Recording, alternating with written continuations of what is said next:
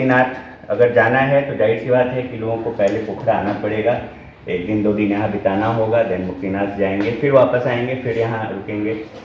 यहाँ के लिए एक हम लोग जो वर्ड यूज़ करते हैं कि सी बीचेज छोड़ के बाकी ऑल स्पाइसेस ऑफ ट्रेवल जो है वो पोखरा में है। वो एडवेंचर हो, पिलग्रिमेज हो, आपका नेचर हो, लेक हो, स्नो माउंटेन का साइटिंग यहाँ से काफ़ी बढ़िया होता है। तो ओवरऑल जो है मतलब पोखरा काफ़ी पसंद भी किया जाता है, क्योंकि जैसे बिहार और यूपी में इस तरह का नेचुरल सराउंडिंग्स नहीं है, तो वहाँ के लोग काफ़ी आते हैं। प्लस वहाँ से एक्सेस जो है नेपाल में वो काफ़ी इजी है, लोग अपनी गाड़ियों से भी आते हैं। और एक दो हम लोग का रिक्वेस्ट है या एडवाइस समझिए कि फ़्लाइट कनेक्टिविटी जो है वो अगर हो तो जो एलीट क्लाइंट्स हैं, जो लग्जरी क्लाइंट्स हैं, वो इतना लंबा ट्रैवल नहीं करना चाहते हैं। तो अगर सिमरा से, जैसे सिमरा काठमांडू फ्लाइट होता है, तो अगर पोखरा भी अगर शुरू हो तो मेरे समझ से काफ़ी और टूरिस्ट जो है उनका फ्लो बढ़ेगा। साथ में अगर जैसे बस सुविधा जो है वो पटना से काठमांडू के लिए है, तो सिमिलरली अगर पोखरा के लिए भी हो तो वो भी एक अच्छा सुविधाजनक जो बजट क्लाइंट होते हैं उनके लिए ये होगा। साथ ही बीरगंज से जैसे हाइस वगैरह का पोखरा आने का नहीं है, जैसे काठमांडू के लिए अच्छी गाड़ियाँ मिलती हैं लेकिन पोखरा के लिए नहीं है। तो ये 2-3 एडवाइस हैं मेरे, ठीक है। तो बाकी धन्यवाद। Example, my elder brother and me, we do a lot of bike adventure trips. So like 2024 we did from Patna to Ladakh, and my brother has done solo down south from Patna to down south completely. We did Spiti and all these things we do in Bihar. Talking about the adventure part, I myself is an adventure lover. Most of the vehicles which I have are somewhere around adventure things only. So the plan, coming back to the plan, we have plans to do things like biking activities and whatever we have did in Nepal, specifically the upper regions, because people love to explore that. I also did bungee jumping yesterday. There will be a specific video on my Instagram for that. I'll be showing my Instagram. All these things will be there on I made a small video on Lete, and people were like, wow, this place is just 600 kilometers from Patna. So the overall idea is to put things in a story basis. This was just a basic highlight. Talking about the caves, when I was driving, I asked Sisom was there. I asked, is that a cave? He said yes. So I said, whenever I come next, I will explore that, giving time particularly, and in phases we will do it. Like maybe a 10-day trip now, or maybe 10-day trip 2 or 3 months later, and we'll try to explore the deep places possible. I have also plans to explore Upper Mustang. I have seen a lot of adventure videos. अब ये कि सब आपने भी देखा दिया, अब पोखरा का भी हमने देखा, और हमारा दोस्त लोग ने आपको इन्फॉर्मेशन भी दे दिया। नेपाल और इंडिया को प्रमोशन करना है, और ये प्रमोशन इंडिया में करना है नेपाल को, तब फिर इंडिया की प्रमोशन नेपाल में करना है, तब तक इंडिया को टूरिज्म और नेपाल के टूरिज्म में एक आपस में एक्सचेंज होता है। लेकिन बिहार को tourism I think is very important role then to come to Nepal. I think they are very much exciting to come to Nepal to travel. Lot of Indian travel before their honeymoon trips to Nepal, and these days we are looking forward for quality tourism, not a mass tourism. So our government and I think our entrepreneurs were looking the quality tourism, and quality tourism I think is adventures and solo hikers and trekkers and mountain climbers, pilgrimages to the many others.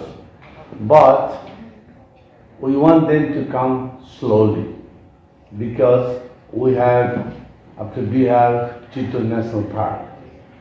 If they come from Bhairava side, we have Lumbini, the birthplace of Buddha, and mystical place of Palpa Tanchen. After that, they can come to Pokhara.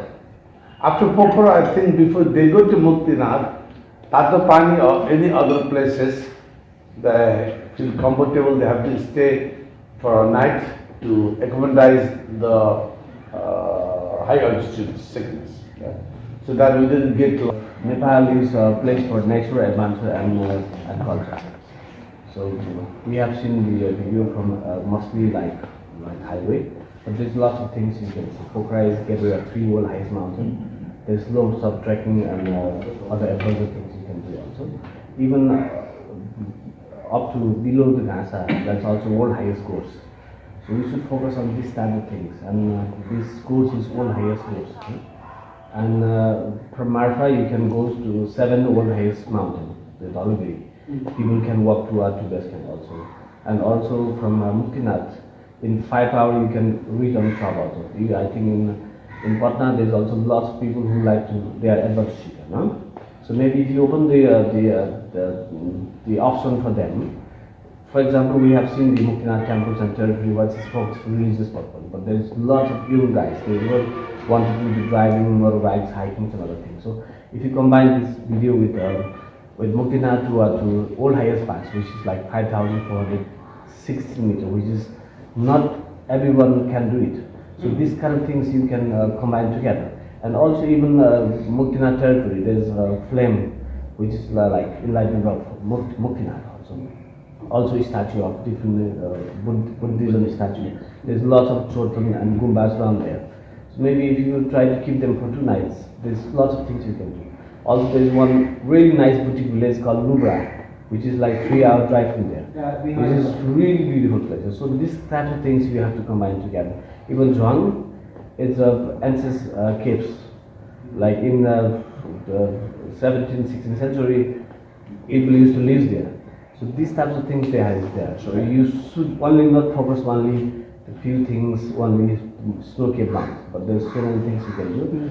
So I first of all जो बात हुआ है यहाँ पे वो लक्ष्मण जी ने भी बोला है वो मार्केटिंग का जो टूल से अभी सीरियस कंसर्न क्या है कि जो आपने ट्रिप बताया ना वो ट्रिप बहुत अच्छा बढ़िया ट्रिप है।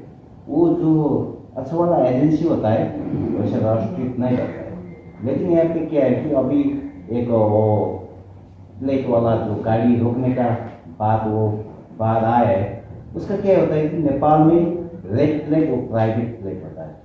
यहाँ का येलो प्लेट अभी इन्वेस्टर, ग्रीन प्लेट पुलिस के लिए और वो ब्लैक प्लेट भी यूज कर सकते हैं नेपाल में।